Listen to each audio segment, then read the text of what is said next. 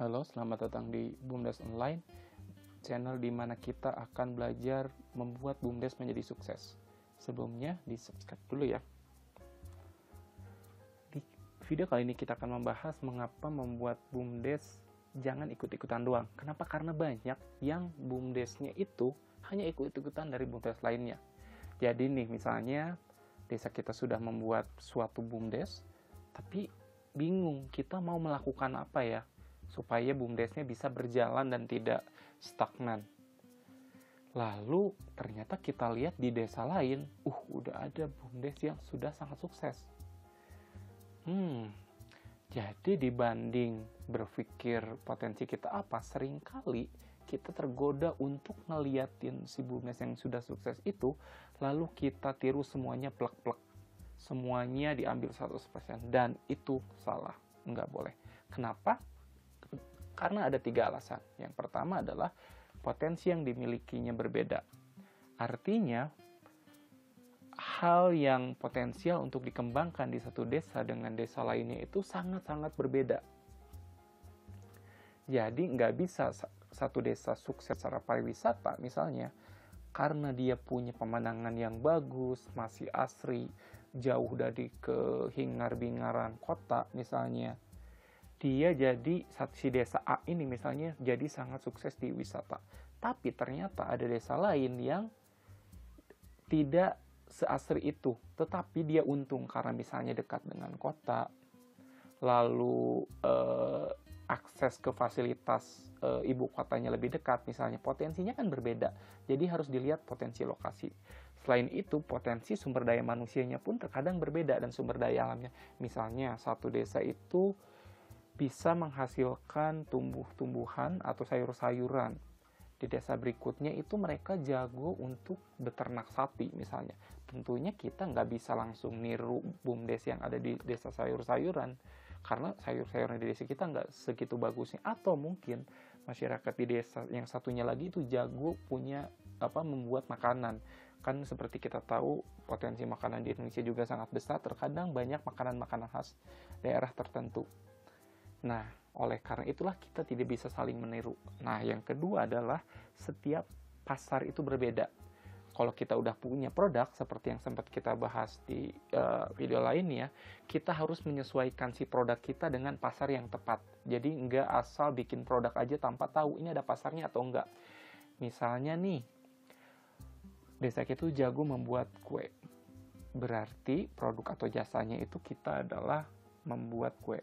Kita harus lihat pasarnya buat kita itu apa. Oh, pasarnya adalah orang-orang yang suka makanan tradisional. Dan mereka nggak apa-apa misalnya membayar dengan harga yang relatif mahal. Nah, itu adalah pasar kita. Sedangkan kalau misalnya desa lain, ada yang desa turis, misalnya, itu mereka itu nggak bisa ngambil pasar yang sama. Mereka pasti ngambilnya adalah orang-orang yang suka traveling atau jalan-jalan. Jadi kita nggak bisa niru desa lain karena produk kita pun pasti berbeda dengan desa lain. Itu berakibat pasarnya pun akan berbeda. Dan pasar ini adalah salah satu hal paling penting yang terkadang dilupakan oleh para BUMDes. Nah, pasar itu pun terbagi. Ada beberapa produk yang memang harus bertemu langsung dengan customer-nya, yaitu secara offline.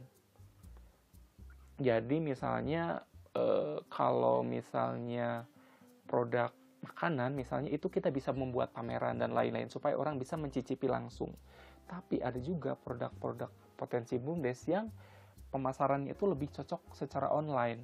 Misalnya nih, kalau misalnya pariwisata tentunya enaknya sudah aja kita beriklan misalnya di website atau di Facebook kita supaya para traveler yang tukang jalan-jalan itu dapat ke desa kita. Tapi idealnya sih offline dan online itu digabung. Oleh karena itu kita nggak boleh asal niru desa lain. Nah, yang berikutnya adalah alasan terakhir, stage BUMDes itu berbeda-beda. Jadi kita nggak bisa niru. Itu stage itu maksudnya kayak gimana? Tiap badan usaha atau tiap perusahaan atau bahkan BUMDes itu ada level-level tertentu dalam kedewasaan berbisnisnya. Misalnya yang pertama BUMDes A itu masih baru sekali. Jadi mereka baru membuat desanya, membuat BUMDesnya. Tentunya permasalahan yang bakal dihadapi bakal berbeda dengan BUMDes yang sudah agak lebih lama dan sekarang sedang mengalami pertumbuhan.